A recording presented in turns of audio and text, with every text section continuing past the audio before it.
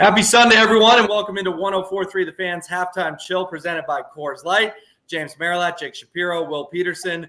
Broncos losing to the Jets 10-9 at half. Another thriller over at Empower Field at Mile High. James, let's just start with the big story, man. Brett Rippon, you impressed? You not impressed? Somewhere in the middle. How's he looked replacing Russell Wilson today? You know, I think to be fair, I would put it somewhere in the middle. He's 8 of 18 for 108 yards. Like, to say you're impressed, I think would be a stretch.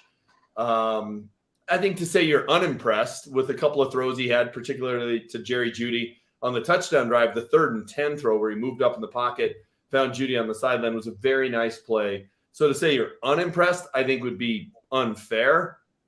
But he's been average at best. He hasn't made any mistakes, right? Hasn't turned the ball over. That's been huge. The Broncos haven't shot themselves in the foot. Only the one penalty, that has been the big difference because the Jets just keep beating themselves. But he was fine. But Will, I've been doing this show now for, what did we do, 17 games last year. This is the 24th game. Every game, I feel like it's 10 points at halftime. Every game. And we did the year before that. So it's the 40th. It's the 40th show. Okay. 10 points at halftime. The only reason it's not today is because Corliss Wakeman can't get the ball down on an extra point. It's unbelievable. It doesn't matter who's playing quarterback. It's always the same thing. Will, I've got some news for you. The Broncos have 9 points at halftime. What's 9 plus 7? 16. Yep, here we go, baby. We're a touchdown away from the magic number again. But yeah, on Brett, I think he's been fine. Like, he's not hurting the Broncos. He's not necessarily going to win them the game either. I'd like to see Courtland Sutton get involved sometime soon, hopefully. The running backs have been all right. I think Brett's made some good adjustments at the line before plays here and there. Particularly that QB sneak he called, the first one looked like that was an audible, so that was a good call. But you're right, James. Like, the way the Broncos are going to win this game is if they don't turn over the ball and they don't make a devastating defensive mistake, whether that's, letting another huge rush up or, something like a penalty here or there. Yeah, here's the thing, though, too, on it, guys, is we've seen Russell Wilson have 2 really good stretches this year, right? The first quarter against the Chargers when he was 10 for 10, and the first half against the Raiders when I believe he was 11 of 12. And we saw last week the debacle after halftime. So let's wait until, we see what they do after halftime, after the Jets make some adjustments.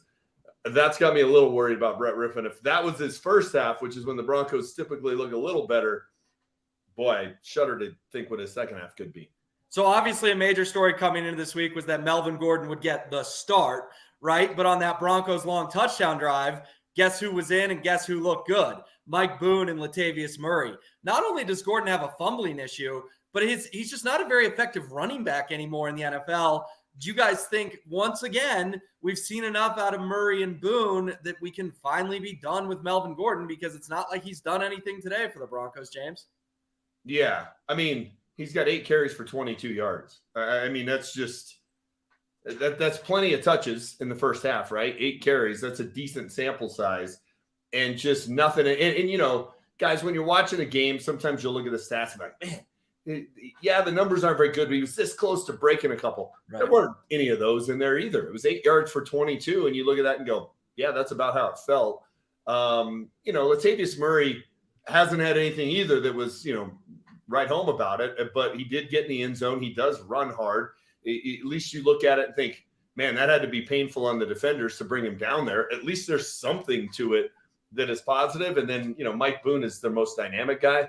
Didn't really did he come back on after he limped off? Trying to put that together. That was the one concern from the first half. I didn't see particularly. Yeah. So I mean, can we be done with the Melvin Gordon experiment? I mean, really. And I've defended the guy. And I think some of the early criticism of him may have been unfair, but all of the criticism of him now is completely on the mark. So he's 2.8 per carry right now. San Francisco, he was 2.2 per carry on 12 carries. Las Vegas, 2.7 per carry on 3. Indy, 15 carries, 3.6. And then last game, he obviously got sat, but 3 carries for 2.7. So 2.8 a carry is basically what Melvin's been for a large portion of this season. Like, I'm not surprised by Melvin because it's exactly the Melvin we've been seeing. And I understand what the Broncos are doing. Like, I'm with them. Like, maybe try to get a 6th round or a 7th round pick out of the guy. But if you're trying to win this game in the second half, Melvin Gordon cannot be on the field if Latavius Murray is healthy. Latavius Murray and Mike Boone are far better options for the Broncos winning today than Melvin Gordon. Can Melvin Gordon maybe get them a pick? Sure. But if the Broncos have any hope of salvaging their season, they need to win this game. Yeah, there's no doubt about it. Difference between 3-4 and 2-5 is massive, obviously. All right, it wouldn't be halftime chill without some kicker talk. And I know James Marilat has some spicy Brandon McManus takes he wants to get off his chest, arguing with D-Mac about the wind. James, do you blame McManus for the missed extra point? Do you blame him for the missed field goal? Do you not blame him for anything at all? I blame him for both of them. I mean, honestly. So here's the thing. Let's go to the missed extra point. This is all getting put on Corliss Waitman. And I originally tweeted it too. And then I saw the replay. Like, he got the ball down and it was sitting upright. And okay, sometimes it's not going to be a perfect hold, right? Go back and watch David Treadwell's game-winning field goal after the drive 2 in the playoffs against the Houston Oilers. Gary Kubiak barely got the ball down and he booted it through the uprights. Like, sometimes it's not going to be perfect and you still have to make an extra point. And then the 56-yarder, and I will go back and find this and post it. If you watch the view from behind McManus where it goes like this, right? The flags aren't moving on top of the goalpost. They aren't. So, okay. I mean, fine, blame the wind. If it's that windy, then why on earth are they kicking a 56-yard field goal? So it's one or the other. Either Nathaniel Hackett made an unbelievably bad decision, or Brandon McManus just blew another kick, which I would put it into category number 2. I'd go with number 1, especially because Hackett wasn't kicking from 58 in perfect conditions last week, and now he's kicking from 56 when there are 30-mile-an-hour wind gusts. And I'm not going to pretend to be an aerodynamics guy and understand where the wind is blowing and where the wind isn't. I know it's not blowing at the top of the field goal post, as James pointed out, but the flag's right on top of the stadium. It's rushing wind everywhere. You saw the ball on one of the McManus field goals. Looks like it moved maybe 35 yards in the air. So it's definitely a challenging kicking environment. I will say that, but Brandon McManus is thought of and kind of acted like by Broncos country as one of the elite kickers in the NFL. He has never been that. He is not that guy. And I'm just kind of wondering, as I watch the Broncos progress through this season, is this the last season of Brandon McManus here? Because it just doesn't seem like he's providing them with what I look around on Sundays and see other kickers doing. Like, Greg Zunderlein could have been had by almost any team in the NFL the last couple of years, and he has no problem kicking into that same environment.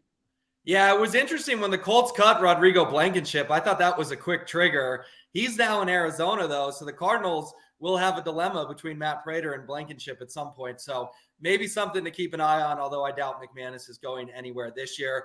All right, guys, Breece Hall, star young running back for the Jets, ruled out already with a knee injury. That's a bummer. He did have a 62-yard touchdown run.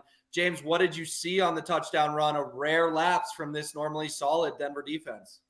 Yeah, it was just a bad play by Alex Singleton and then a bad angle by Justin Simmons. But Alex Singleton is the middle linebacker. He's there to make the play as it gets stretched to the outside, and he goes to the blocker instead of going to the ball carrier. So I'm not quite sure what he was thinking on that play.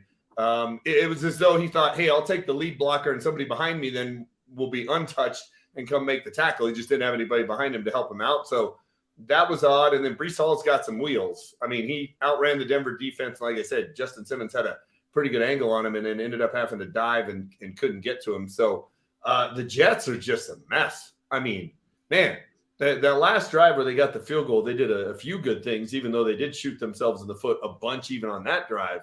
But boy, they're a rough offense to watch. Other than that Breece Hall play, they did very, very little in the first half. Yeah, and real quickly, Will, the big play, I think, on the field goal drive the Jets had, Justin Simmons missed a tackle that put them that gave the Jets a first down on that Wilson sneak. So a couple big misses from Denver's defense. Yeah, no doubt about it. All right, we'll see. Fork in the road game for the Broncos. Can they get to 3-4 and get back in it? Or will they drop to 2-5? Rachel V. Hill, D-Mac, James Marilat will be around for your post game. But thanks so much for tuning into 104.3 The Fans Halftime Chill, presented by Coors Light. We'll see you post game.